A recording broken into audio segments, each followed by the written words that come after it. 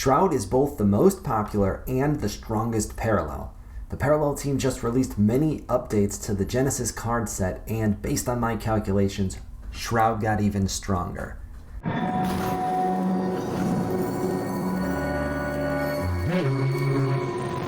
So, whether you're looking to join them by building your first Shroud deck or trying to beat them by understanding how they play, this video will answer all of your questions. The intention of Paragon videos are both to help you choose a Paragon for your Shroud deck and to educate all players on how various Shroud decks will be deployed against them.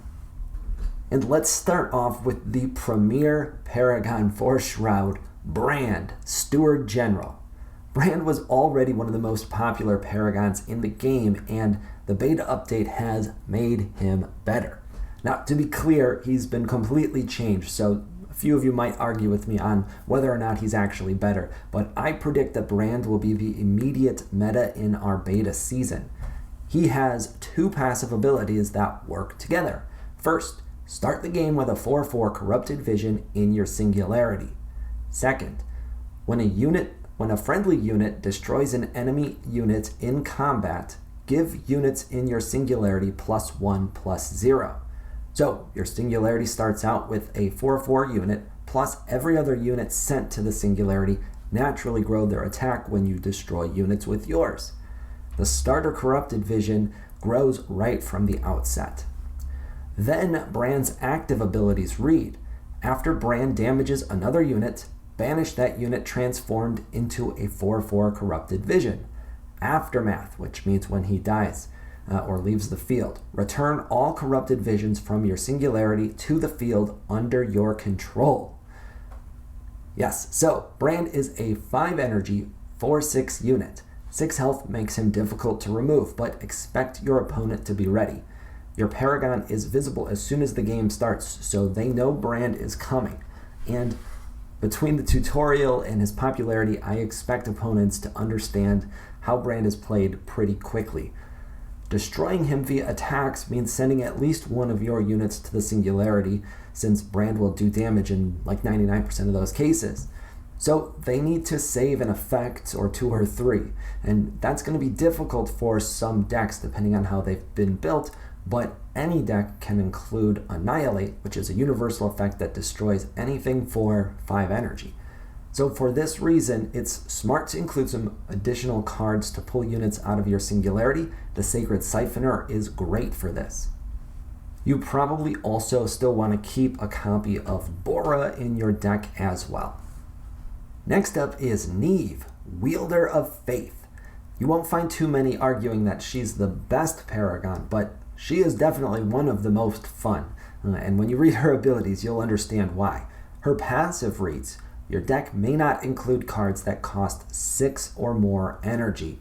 And that sounds like a penalty because it is one, of course, but that's okay because Niamh is her own win condition in and of herself. She is a 10 energy, 6/6 unit with battle ready and evasive. That means that she attacks on her first turn and she can't be blocked. Minimum of 6 damage immediately. Plus, she can't be targeted by effects, so she's quite difficult to remove. Plus, her massive muster ability reads: for each effect, relic, and upgrade you've played this game, play a random unit from any parallel with the same cost. Crazy, right? In fact, at the start of Alpha, playing Niamh actually crashed the game client because the response was so intense.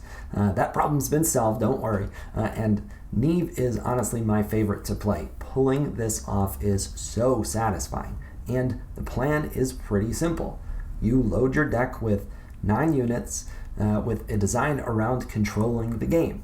They need to focus on stalling and building energy. Your goal is simply to last until you can play Niamh and then laugh and win. The units summoned will be random and from any parallel, so there's still some luck involved.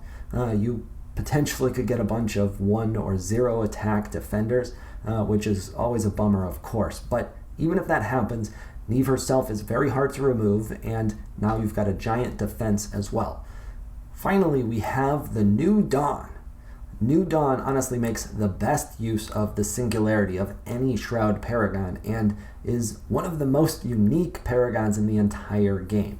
Its passive is, the first time a card leaves your singularity each turn, deal 1 damage to a random enemy and reveal an enemy banked card. If all enemy banked cards are revealed, the enemy plays with the top card of their deck revealed. So that gives you a built-in advantage right away, and just naturally by using the New Dawn, you're going to be able to reveal the top card of your opponent's deck quite frequently, which means you know what cards they're drawing, which really helps you plan your attacks and how you're going to handle the board. Additionally, it's a 3 energy 0/6 unit, and it can't be targeted by effects. Its active ability reads, activate, spend 1 energy, banish the New Dawn. At the start of your next turn, return the New Dawn to the field and put a card from your singularity into your hand. So think about that for a moment. If the New Dawn is in the singularity during your opponent's turn, then it can't be attacked. Your opponent won't get very many chances to take out the New Dawn, and when you do leave it out there, the 6 health makes it difficult to remove, because remember, you can't target it with effects either. That said, unlike Brand and Niamh, New Dawn doesn't have a built-in win condition of its own other than potentially stealing your opponent's win condition and deploying it against them. Instead, you can grind your opponents down with a combination of their units and your own, but you can also add some powerful late-game units as well, like Bora.